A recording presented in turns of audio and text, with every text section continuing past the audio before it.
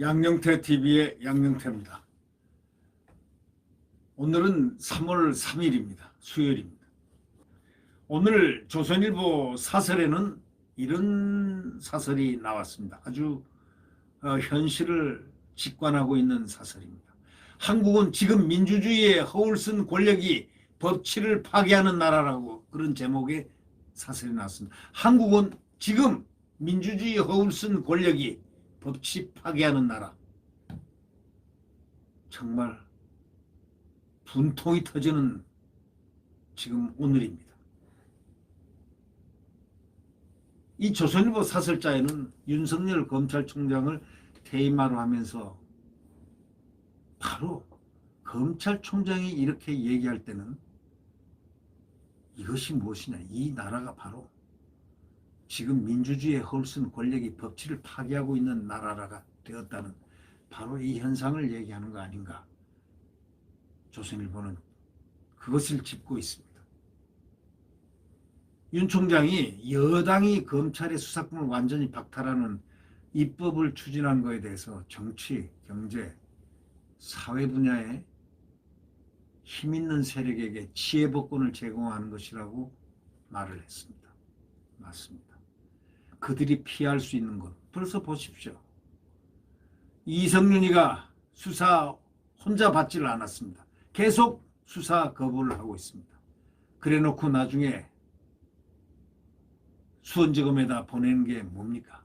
나를 공수처로, 검사가 공수처로 보내달라는, 이규원 검사와 둘이 공수처로 보내달라는, 소위 공수처법에 있는 대로 좀 보내달라고, 아직 수사 셋업도 안 된 4월달이나 5월달 가야만 수사를 할 수 있는 공수처에 글로 보내달라고 그렇게 하는 그 얘기를 듣고 국민들은 아연실색하지 않을 수 없었습니다. 어째서 저렇게 검사가 저런 식으로 당당하지 못하게 자기네 검사맨이 검사의 수사를 받지 않고 공수처로 보내달라는 이야기를 할 수 있겠는가.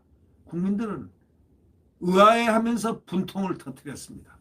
아니, 이럴 수가. 검사들은 얼마나 더 화가 났겠습니까? 자기의 하이마트 고향인 검사에게 조사를 받지 않고 공수처로 보내달라는 소위 중앙지검장, 또 이규원 검사를 그 내용이 언론에 어저께 대서특필됐지 않습니까? 2, 3일 동안 대서특필되니까 국민들은 어찌할 바를 몰랐습니다. 아니, 이럴 수가 있을까?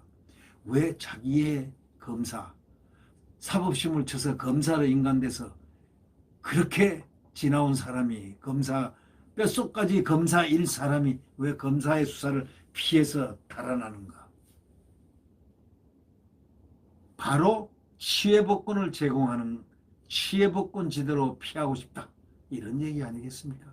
정치, 경제, 사회 분야에 힘있는 세력에게 전부 치외복권을 제공하는 것이 바로 검찰의 수사권을 완전히 박탈하는 입법을 추진하는 바로 그것이다 라는 이 검찰총장의 말은 그래서 100%의 설득력이 있는 것입니다. 지금 여당이 검찰에 남은 부패라든가 선거, 경제 등 6대 범죄 수사권마저 싹 없애버리고 처음에 모든 수사권을 검찰에 이관했습니다. 이 6대 범죄를 제외한 것을 경찰에 이전했습니다. 이 정권이 하란 대로 다 했습니다. 그리고 6대 중대범죄는 검찰이 하는 걸로 하자 해서 자기들이 수사권을 저쪽으로 보내기 위해서 꼼수를 부렸다고 볼 수밖에 없는 거죠. 근데 이제 이것마저 뺏어버리겠다는 겁니다. 자기들이 남겨놓고 자기들이 뺏어가겠다는 거. 참 이해할 수 없는 거죠. 그러니 그 검사들이야 오죽 분통이 터지겠습니까? 검찰은 기소와 재판 관리만 하는 껍데기로 만들겠다는 겁니다. 수사권은 법무부 산하 수사청에 넘긴다는 겁니다. 수사청이란 건 법무부가 마음대로 정권에 잘못 비면 국민 누구라도 다 잡혀 들어갈 수 있는 그런 무서운 수사청. 중국의 검찰원 같은 것이라고 신랄하게 검사들의 2+망에는 올라와 있습니다. 이게 지금 똑같다. 중국 공산당의 검찰원과 과거의 일본 일제시대의 특수경하고 똑같다. 특수경찰하고. 바로 이러한 얘기를 2+망에 논리적으로 검사들이 올리고 있습니다. 법무부가 대통령 수족이니까 앞으로 우리나라에서는 권력 비리와 불법에 대한 수사는 원천 봉쇄될 수밖에 없는 바로 이런 것입니다. 검찰이 전 정권 수사만 계속했으면 검찰의 수사권 박탈이 아니라 수사 권력을 더 많이 주었을 것입니다. 그런데 청와대 울산시장 선거 개입, 월성 1호기 경제성 조작, 조국 전 장관 일가 파렴치한 범죄, 예? 또 환경부 블랙리스트, 라임 옵티머스 펀드 사기 뭐 이런 등등 정권 관련 불법을 수사하니까 거기에 분노해가지고 검찰개혁이라는 이름을 검찰개혁이라는 팻말을 딱 들고 입법권으로 검찰이 지금 복수하려고 달려든다고 이 사설자는 지적하고 있습니다.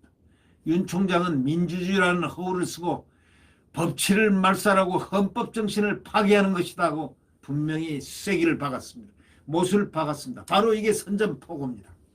민주주의라는 허울을 쓰고 법치를 말살하고 헌법 정신을 파괴하는 것이다. 이렇게 얘기했습니다. 자, 저는 이런 생각을 했습니다. 국민들의 K-방역, 이 방역을 빌미로 국민들을 모이지 못하게 하는 이런 상황에서 국민들의 가슴이 분노에 차고 넘쳐 있는데 윤석열 총장이 홀로 검찰의 일을 국민의 정서를 대변하고 있다고 해도 과언이 아닐 것 같습니다. 이른바 민주화 정권이라는 문재인 정권에서 다수 힘을 이용해가지고 헌법 정신과 법 절차를 송두리째 무시한 사례가 지금 너무 많아서 일일이 열거하기 어려울 정도라고 이 사설자는 지적하고 있습니다. 맞지 않습니까? 가덕도 신공한 특별법, 정권의 수적인 법무부조차 위법 소지가 있다고 했고 국토부조차 법안에 찬성하면 직무유기로 앞으로 처벌될 수 있다고 반대했음에도 불구하고 국회 통과를 밀어붙입니다. 자기들이 맘만 먹으면 다 합니다. 그리고 윤석열 대통령 못 나오는 법까지 발의를 합니다. 얼마나 웃기는 나라가 됐습니까 지금. 대통령은 노골적으로 이 특별법이 국회를 통과하기도 전에 부산에 내려가서 가덕도 공항 선전을 했습니다. 부산시장 선거에서 표 달라는 바로 그것이라고 이 사설자는 지적합니다. 선거 개입 금지를 규정한 법을 노골적으로 집행받았다고 지적하고 있습니다. 국제사회가 인권 침해라고 반대한 대북전단 금지법도 강행 통과시켰습니다. 이게 말이 됩니까? 국민의 표현의 자유를 압살하는, 예? 마음대로 그들 마음대로 필요하다면은 북발하기를 위해서 대북전단 금지법도 강행 통과시키는 이인영 통일부 장관, 또 법을 만드는 입법부, 민주당 입법부, 게임의 규칙인 선거법과 나라의 형사사법체계를 바꾸는 공수처법을 단독 강행 통과시킨 것은 말할 것도 없고, 또 공수처장 야당 거부권 조항도 자기들이 만들어 놓고 꼼수로 그래가지고 안심시켜가지고 억지로 통과시켜 놓고 심상정과 짬짬이를 하여 통과를 시켜놓고 선거법하고 이거 바꿔먹은 거죠. 공수처법. 자기들이 만든 법을 또다시 자기들만으로 강행 통과시켰습니다.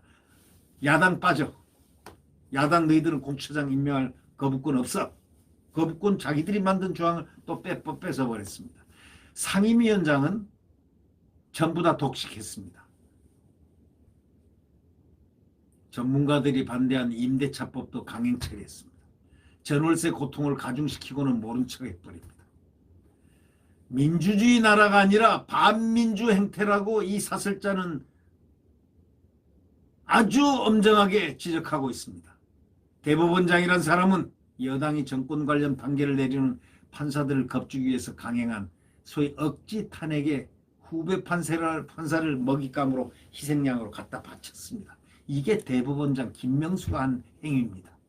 정권의 아킬레스건인 소위 울산시장 선거 공작, 조 전 장관 범죄, 사법농단 등 재판을 맡은 친정권 성향 판사들은 인사원칙을 정면으로 어겨가면서 그 자리에 6년도 있고 3년을 넘겨서 있고, 재판을 맡은 친정권 성향 판사들은 아주 행복한 판사 생활을 하고 있다고 생각되지 않습니까?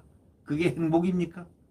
그 원칙이 없는 소위 특혜 인사 원칙을 갖고 있는 만큼 그만큼 거꾸로 그 고통을 안아야 하는 판사들이 그만큼 많다는 사실을 이거는 김명수가 알까요? 조선일보 사설자는 이렇게 얘기합니다. 자, 울산시장 선거공작이라든가 조 전 장관 범죄라든가 사법농단 등 재판을 맡은 친정권 성향 판사들은 인사원칙을 정면으로 어겨가면서 똑같은 자리에서 붙박이식으로 근무하고 있다고 신랄하게 비판하고 있습니다. 자, 환경 블랙리스트 사건. 주범인 전직 장관이 1심에서 징역 2년 6개월 선고받고 법정 구속된 중범죄였습니다. 그런데 그에 앞서 그 장관에게 청구된 구속영장을 심사한 판사는 관행이어서 위법이라는 인식이 희박했을 것이라고 영장을 기각한 바가 있습니다. 이런 판사도 있었습니다. 판사가 관행이어서 위법이라는 인식이 희박했을 것이라면서 영장을 기각했습니다. 아, 그럼 관행이라면 왜 박근혜 대통령에게는 그렇게 유죄 선고를 합니까? 영장 자체를 기각했어야지. 그러니까 이 사설자가 좋은 말을 했습니다. 청와대 변호사를 자처하는 판사들도 적지 않다. 많다는 뜻이죠. 청와대 변호사를 자처하는 판사들. 네. 작년 내내 벌어진 검찰총장 찍어내기에는 불법을 넘어서 공작에 가까웠습니다. 채널A 사건 보십시오. 채널A 검언유착 사건 있지도 않은 그런 사건을 만들어내가지고 공작을 해서 추미애가 검언유착이 어쩌고저쩌고 한동훈 검사장, 죄 없는 검사장을 저렇게 8개월 만에 인사를 갖다가 서울에서 부산으로 쫓아보내고 부산에서 용인으로 쫓아보내고 용인에서 충북 진천으로 또 쫓아보내고 그래서 거기에 검사장을 무슨 연구위원인가 한 집으로 딱 앉혀놓고 묶어놓고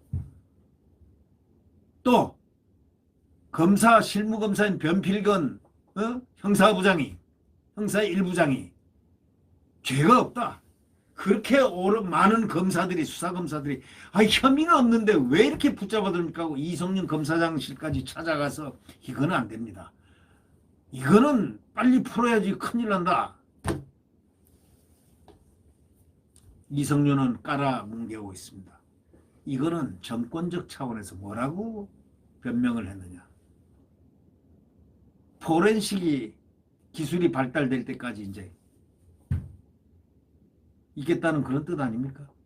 포렌식 기술이 풀리면은 전화를 또 거기서 꼭 살펴봐야 되겠다 이런 얘기입니다. 말도 안 되는 얘기가 이렇게 나오고 있습니다. 정권이 추진하는 검찰 수사권 박탈은 이런 법치 파괴 행태의 연장선상에 있다고 사설자는 신랄하게 비판하고 있습니다. 국회 입법권을 정권 안보에 이용하는 것입니다. 바로 만약에 윤 총장이 사퇴하고 검찰이 정권의 충견으로 되돌아간다면 검찰 수사권 박탈은 언제 그랬느냐는 듯 없어질지도 모릅니다. 만약 윤 총장이 사퇴하고 검찰이 정권의 충견, 멍멍이 있지 않습니까? 꼬리를 살랑살랑 흔드는 충견으로 되돌아간다면 검찰 수사권 박탈은 언제 그러냐는 듯 싹 없어질지도 모른다. 사설자 마지막 이 말은 오늘의 이 정권의 검찰을 보는 그 견해를 과감없이 지금 표현했다고 생각이 됩니다. 네, 구독 버튼과 엄지를 눌러주시면 감사하겠습니다.